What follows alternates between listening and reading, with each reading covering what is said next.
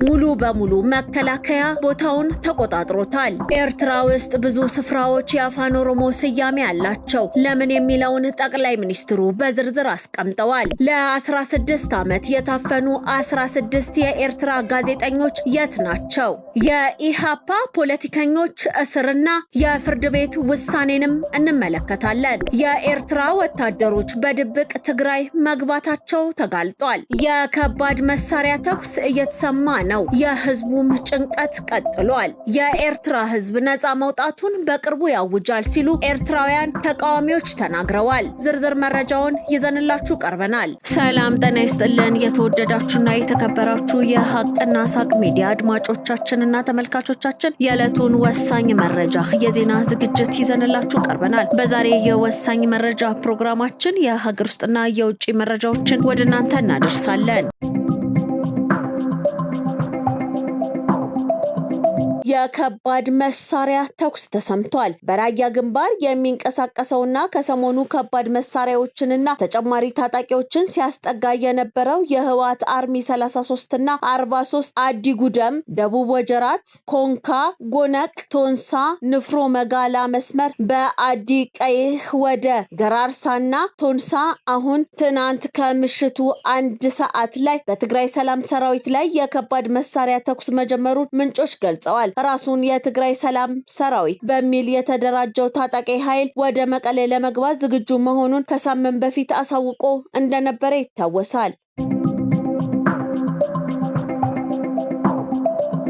የኤርትራ መንግስት ጦሩን በድብቅ ወደ ትግራይ እያስገባ መሆኑ ታወቀ። ኤርትራ ወታደሮቿን ወደ ትግራይ ማስገባቷ ህጋዊ ኢላማ ያደርጋታል ሲሉ አምባሳደር ሱሌማን ደደፎ ተናግረዋል። የኤርትራ መንግስት ከህወሓት ጋር በመቀናጀት ከባድ መሳሪያዎችን ወደ ትግራይ ክልል እያስገባች መሆኑ መጋለጡን ተከትሎ በሶማሊያ የኢትዮጵያ አምባሳደር ሱሌማን ደደፎ ጠንካራ ማስጠንቀቂያን አስተላልፈዋል። አምባሳደሩ በኤክስ ትዊተር ገጻቸው እንደገለጹት ኤርትራ ያለ ማዕከላዊ መንግስቱ ፈቃድ ወታደራዊ ኃይሏን ማስገባቷ የኢትዮጵያ ሉዓላዊና ዓለም አቀፍ ህግን በግልጽ የጣሰ ትንኮሳ ነው ብለዋል። ይህ እርምጃ ኤርትራን የጦርነቱ በቀጥታ አጋር የሚያደርጋት በመሆኑ ኢትዮጵያ በተባበሩ መንግስታት ድርጅት ቻርተር መሰረት ራስን የመከላከል መብቷን ተጠቅማ ኤርትራን ህጋዊ ወታደራዊ ኢላማ ልታደርግ እንደምትችልም ነው ያስታወቁት።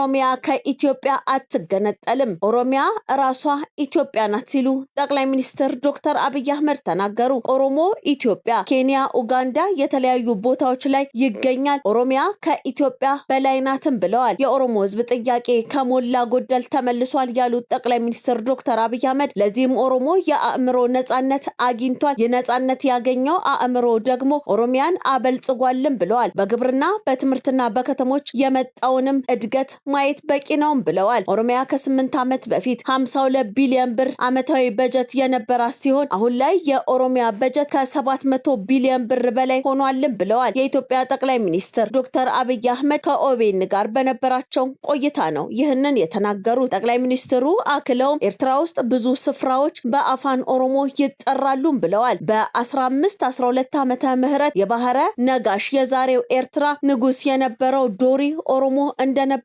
አስታውሰዋል። በተጨማሪም ባሬንቱ የተሰኘው ትልቅ ከተማና እንደ አምባ ሶይራና አምባ ደብራ ያሉ ተራራዎች ስያሜያቸው የኦሮሞ ስረ መንግስት እንዳለውም አስረድተዋል። በ1499 ዘርፀ ድንግል የኦሮሞ ሰራዊትን ይዞ እስከ ምጽዋ ታግሏልም ነው ያሉት። ኦሮሞ ደሙን ያፈሰሰበት አጥንቱን ያልከሰከሰበት የኢትዮጵያ ግዛት የለም ብለው አስረድተዋል። ኦሮሞ በታሪኩ የተቃወመው የተበላሸ አስተዳደርን እንጂ ኢትዮጵያን አይደለም ሲሉም ተናግረዋል። ኦሮሞ ነፃ ወጥቷል። ግራ ቀኝ ኋላ ፊት ማየት አያስፈልግም። ኦሮሞን ነፃ ለማውጣት ዛሬ መታገል ሞኝነት ነው ሲሉም ጠቅላይ ሚኒስትሩ አጽንኦት ሰጥተውበታል።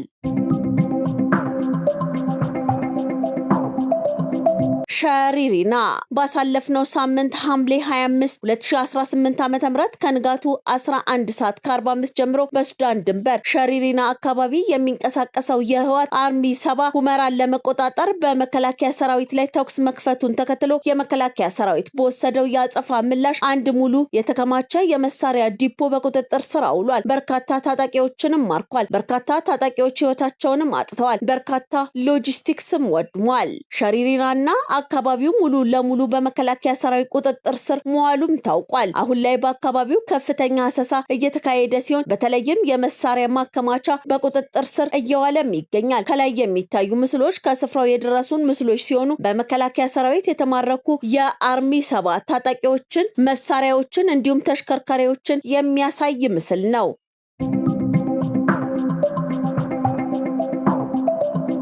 ሲፒጄ ለ20 ዓመታት የታሰሩ 16 የኤርትራ ጋዜጠኞችን የፕሬስ ነጻነት ተሸላሚ አደረገ። ዓለም አቀፉ የጋዜጠኞች መብት ተከራካሪ ሲፒጄ ላለፉት 20 ዓመታት በእስር ላይ የሚገኙ 16 የኤርትራ ጋዜጠኞችን የዓመቱ የዓለም አቀፍ የፕሬስ ነጻነት ሽልማት ተሸላሚ አድርጎ መርጧቸዋል። ድርጅቱ ባወጣው መግለጫ ጋዜጠኞቹ እስካሁን ምንም አይነት ክስ ያልተመሰረተባቸው፣ ለፍርድ ያልቀረቡና ከቤተሰብ ወይም ከጠበቃ ጋር ለመገናኘት እድል ያልተሰጣቸው መሆኑን ገልጿል። በተጨማሪም በአሁኑ ወቅት የጤንነታቸው ሁኔታም ሆነ በህይወት መኖር አለመኖራቸው እንኳን በውል እንደማይታወቅ አሳስቧል። ከተሸላሚዎቹ መካከል ዳዊት ይስሐቅ፣ አማኑኤል አስራት፣ ዳዊት ሀብተ ሚካኤልና መድኃኔ ኃይሌ የሚገኙበት ሲሆን ይህም ታላቅ ሽልማት የጋዜጠኞቹ መታሰር ዓለም አቀፍ ትኩረት እንዲያገኝ ትልቅ አስተዋጽኦ ይኖረዋልም ተብሏል። በወጣው መርሃ ግብር መሰረት በቀጣዩ ዓመት በሚካሄድ የሽልማት ስነ ስርዓት ላይ ከኤርትራውያኑ በተጨማሪ የሊባኖስ፣ ኮሎምቢያና ሚያንማር ጋዜጠኞችም የዚሁ ክብር ባለቤት እንደሚሆኑ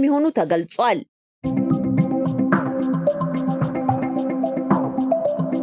በኢሃፓ ፖለቲከኞችና በጠበቃ አበራ ንጉስ ላይ የ12 ቀን ምርመራ ተፈቀደ።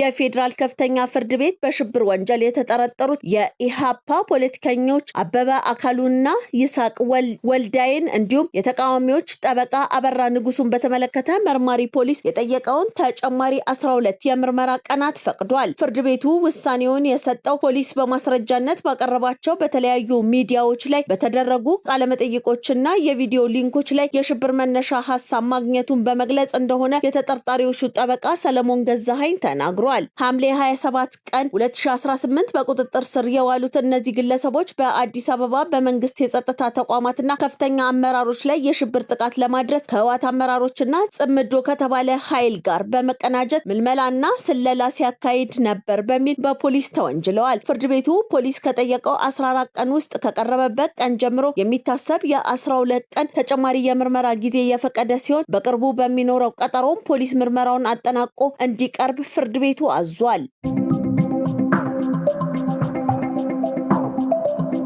የኢትዮጵያ ብሔራዊ ጥቅም እስከ ህንድ ውቅያኖስ የሚደርስ መሆኑንና አየር ኃይሉም ይህንን ለማስጠበቅ አቅሙን እየገነባ እንደሚገኝ ተገለጸ። የኢትዮጵያ ብሔራዊ ጥቅም በታላቁ ህዳሴ ግድብ ላይ ብቻ የሚገደብ ሳይሆን እጅግ ሰፊ እስከ ህንድ ውቅያኖስ የሚደርስ መሆኑን የኢትዮጵያ አየር ኃይል አስታውቋል። የአየር ኃይሉ ምክትል አዛዥ ብርጋዴር ጀነራል መሰረት ጌታቸው እንዳሉት ተቋሙ ይህንን ሀገራዊና ቀጠናዊ ጥቅም ለማስጠበቅ የሚመጥን ጠንካራ አቅም ለመገንባት ሌት ተቀን በትጋት እየሰራ ይገኛልን ብለዋል። የኢትዮጵያ አየር ኃይል ምክትል አዛዥ ብርጋዴር ጀነራል መሰረት ጌታቸው ከኢዚያ ጋር ባደረጉት ቃለ ምልልስ እንደገለጹት የኢትዮጵያ ብሔራዊ ጥቅም እጅግ በጣም ሰፊ እስከ ህንድ ውቅያኖስ የሚዘልቅ ነው ብለዋል። አየር ኃይሉም ለዚህ ሀገራዊና ቀጠናዊ ጥቅም የሚመጥን የላቀ የመከላከል አቅም ለመገንባት ሌት ተቀን እየሰራ ይገኛልን ብለዋል። ምክትል አዛዡ አክለውም ባላጋራ ኃይሎች የቱንም ያህል ፍላጎትና ዛቻ ቢኖራቸውም የአየር ኃይሉ የመከላከል አቅም በየቀኑ እየጨመረ መምጣቱን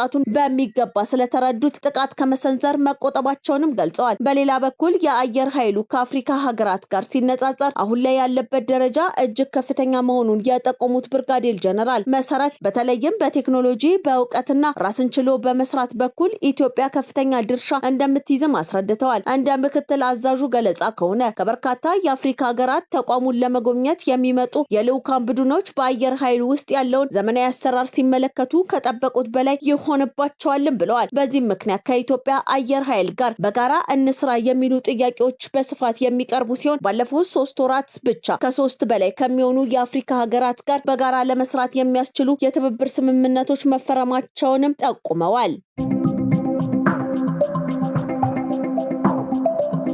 የኤርትራ ህዝብ በጨቋኝ ስርዓት ታፍኖ መኖር ሊያበቃ ይገባል ሲሉ ብርጋዴር ንሓመዱ ተናገሩ። በኤርትራ ስር ነቀል የስርዓት ለውጥ ለማምጣትና የህዝቡን የለውጥ ፍላጎት ለማጠናከር እየተሰራ መሆኑን የግንባር ህዝባዊ ማዕበል ብርጌድ ንሓመዱ አስታውቀዋል። የግንባሩ የፖለቲካና ዲፕሎማሲ ኃላፊ አቶ በየነ ገብረ እግዚአብሔር፣ የግብረ ኃይል ሰብሳቢ አቶ ዳዊት ይብራህና የዲፕሎማሲ ቡድን አባል አቶ ዳዊት ተፈሪ በጋራ በሰጡት መግለጫ የኤርትራ ህዝብ ከስርዓቱ ጭቆና ወጥቶ ከኢትዮጵያና ከሌሎች ጎረቤት ሀገራት ጋር በመልካም ጉርብትና እና በልማት ሊተሳሰር እንደሚገባም ገልጸዋል። አመራሮቹ አክለውም ሻዕቢያ የቀጠናውን ሰላም ለማደፍረስ ያቋቋመው ጽምዶ የተባለው ቡድን ህዝባዊ መሰረት የሌለውና ቀጠናውን ለማተራመስ የተዘጋጀ በመሆኑ ለኤርትራም ሆነ ለትግራይ ህዝብ ምንም ጥቅም እንደሌለው አብራርተዋል።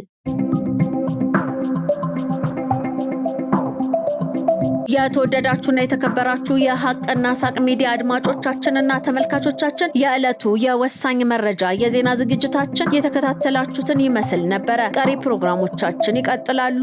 ጥሩ ጊዜ ይሁንላችሁ።